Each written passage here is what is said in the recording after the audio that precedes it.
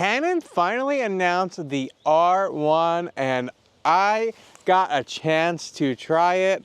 Check it out, guys. I'm totally kidding. This is the R3 and this is my first time ever using the R3. But in all seriousness, I have never owned a camera with the built-in battery grip like this, and I am using it because I want to know if I'm gonna want the Canon R1 when it comes out. Am I going to like a bigger camera body when I'm out in the wilderness, like here in Alaska, photographing bears or hiking? Am I gonna think that it's too heavy? And that's why we're using the Canon R3 in this video. Stick to the end of this video and I will show you how I got this camera absolutely free to try, and you guys can as well. It's funny, I'm actually out here and I got some bears right behind me. First bears that I've seen of the year. I'm pretty excited. I was about to film this video without the bears, and a lady was like, hey, can we look at your camera to see the bears through your lens? And I was like, oh, there's no bears here. I've been here for 30 minutes. Well, they just emerged out of the woods. But I'm gonna try to get some footage with them with the R3 before we lose all of the light.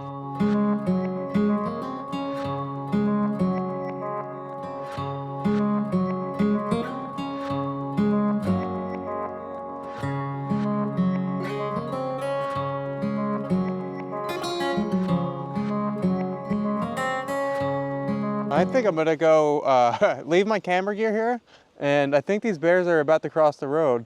Let's go find out. Here are my first 3 photos with the Canon R3. It's pretty amazing. I live in a place where I can just watch brown bears at no cost. Well, that was pretty cool. They were getting close to that road really quick, so I just left all my camera stuff here, brought the R3, and I did get a shot of one of them crossing the road.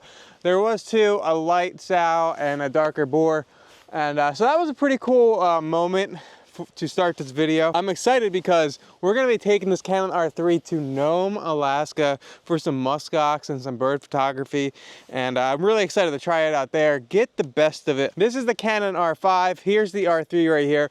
The R5 has been my workhorse for the past 4 years, and it's been just absolutely amazing. Lately, I have noticed a few things. Maybe I'm noticing them now because I never really been into smaller birds photography, but I've noticed, like, if I'm trying to shoot some plovers or anything small, it doesn't want to capture them that much. And I've heard that the Canon R3 autofocus is way better than the R5. And I'm hearing that the Canon R1's autofocus is going to be way better than the R3.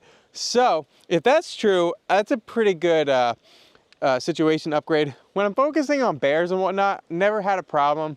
It does really good. The only time it's kind of hard is if it's a dark bear in a dark background. Sometimes it doesn't want to capture the eye, but it usually picks up the subject at least. But yeah, that was just the start of the video, so stick around. We're gonna see how the thing sets up in Nome, Alaska. We're gonna test everything about this camera, like everywhere from the battery life to the comfort. I went hiking with my baby earlier and everything felt really good with this camera. Just how this is set up now, the 100-500 and the R3. All right, well, I just took my daughter here on a little walk, and I just got the R3 in my hands, and with the 100-500. And first thing I wanted to say was, it's a lot lighter than I anticipated. I don't know if I'm just feeling extra strong today or what, but it feels really good, really comfortable just taking it out by itself, hiking with it. Been hand holding it the whole time. I do have a Peak Design clip here that I also put it in, so let me show you what that looks like real quick. So I mean, this is what it looks like attached to the bag. It's just a little baby backpack carrier, and it's actually not too bad. It's especially with the 100-500 on there. I thought it would kind of hurt my shoulder. I'm not saying I'd be able to hike backcountry stuff with this setup, but just for your everyday trails and whatnot, it's actually pretty nice, pretty comfortable. But yeah, I'm gonna get packed up here, and we'll see you guys in Anchorage and then Nome, Alaska. Maybe we'll get some moose or something in Anchorage on the way. I got a day there, so maybe we'll get some moose or some black bears or whatnot before we go to Nome. After a bumpy flight out of Kodiak, I land in Anchorage and immediately test out the R3 with its 4K 120 FPS capabilities.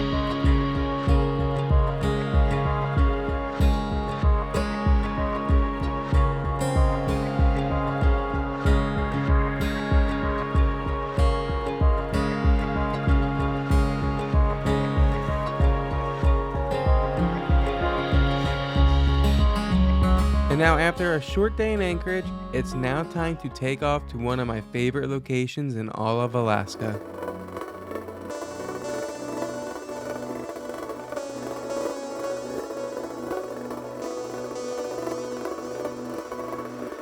Welcome to Nome, Alaska.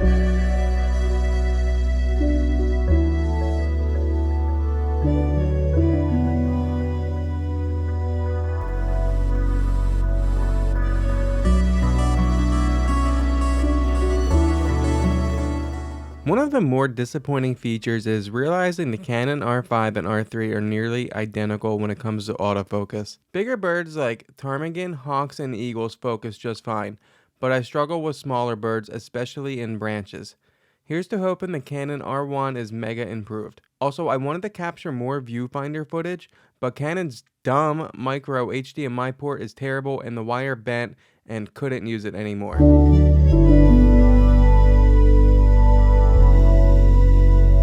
Reviewing the Canon R3 photos, I noticed despite 24 megapixels, I was able to crop in quite a bit. Sure, it's not 45 megapixels, but if you need to crop more than 100%, it's probably not going to be an award-winning photo regardless. I didn't use the 30 FPS shooting the majority of this trip, despite it being Canon R3's best feature. I didn't need extra photos of muskox that were basically sitting still the whole time. I also shot at 25,000 ISO to see how the photos looked right out of camera. And it's hard to tell on a monitor or phone, so I left a link in the description with raw files for you to review on your own. Also, note that some of these photos have an incredible amount of heat distortion, and it's not the camera or lens. All right, well, I'm here in Nome, Alaska, and I had a few days to check out this R3 and give my impressions.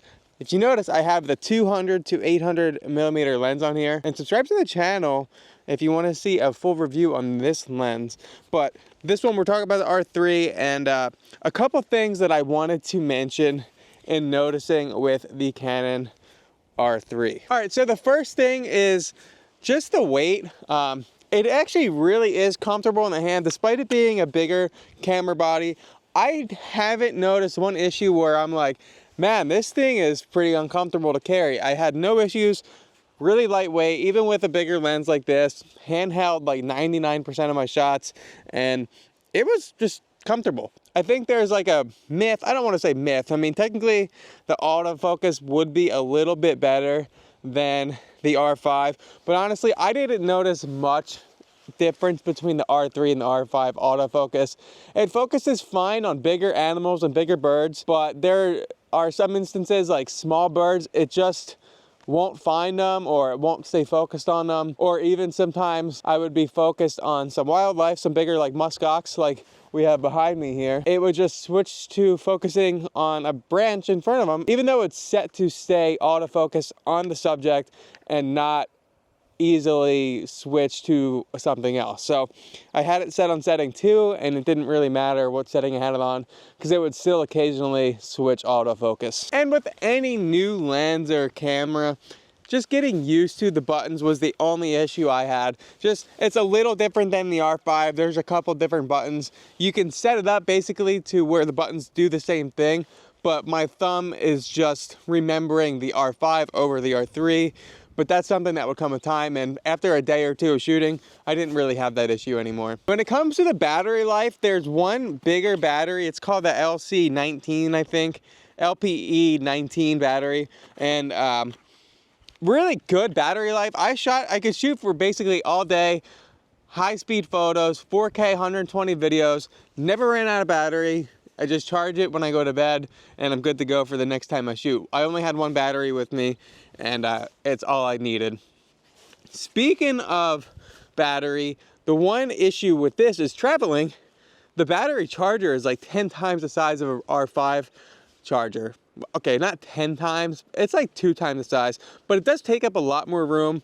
And you know, if you want to bring extra batteries, you are going to be taking up way more room than the R5. Although the 24 megapixels isn't the best, especially when you're comparing it to the Canon R5 with 45 megapixels, I honestly think that 24 to 30 megapixels is actually the sweet spot for photography. It's not eating away at your computer's hard drive, and it still gives you plenty of room to crop in. If you have to crop into 1 megapixel, it's probably not going to be a good photo, whether your camera is capable of 100 megapixels or 20. Overall, I love the Canon R3. It was comfortable, it was fast, and it definitely gave me the thumbs up for when I want to buy the R1. I think I'm definitely going to get the R1 when it comes out.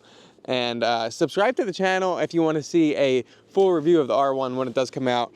And we'll get some great wildlife and everything like that. I want to quickly jump in here while I'm editing this. I saw online that it is rumored the Canon R1 is only going to be 24 megapixels. Is it really just going to be an R3 Mark II? I'm really interested to hear what you guys think about the R1 in the comments below. That honestly might make me a little skeptical about buying it, and I might be a little more interested in getting the R5 Mark II. All right, and I promised I'd tell you how you can get the R3 or the R1 or the R5 absolutely free for 10 days. If you join the Canon CPS program, I'm a gold member, and it gives you access to a big list of lenses and camera bodies that you could try once for 10 days. They send it to you. All you have to do is pay the return shipping and get it back to them without being charged. So it's definitely like an awesome feature. It worked for this because I've never shot with a bigger body before. I didn't have to rent it. I didn't have to pay for anything except for the return shipping. So it's totally an awesome program, and I'm glad that they have that. The CPS Gold also gives you 20% on repairs and 5 free cleanings on your camera or lenses a year. CPS Gold is $100 a year. They also have a platinum membership where it's $300 a year, but you get free return shipping, and you also get 10 free cleanings instead of 5. So that's $300 a year. To be eligible for CPS Gold or Platinum, you just have to own a few Canon products. Go on the website, link will be in the description. Type in your camera lenses that you have or your camera bodies, and if you have 20 points, you are eligible for the Canon Gold membership. If you aren't eligible for a membership and you still want to rent or try lenses, check out lensrentals.com. I have a link in the description, 15% off, and you will be able to rent any camera or lens that you want via Lens Rentals. I'm going to leave you with this video right here. It was my favorite wildlife lens ever, 400mm f2.8. I rented that through Lens Rentals, so it's a lens review and a Lens Rentals review. That's all I have. Like the video if you liked the video, and I'll catch you guys in the next one.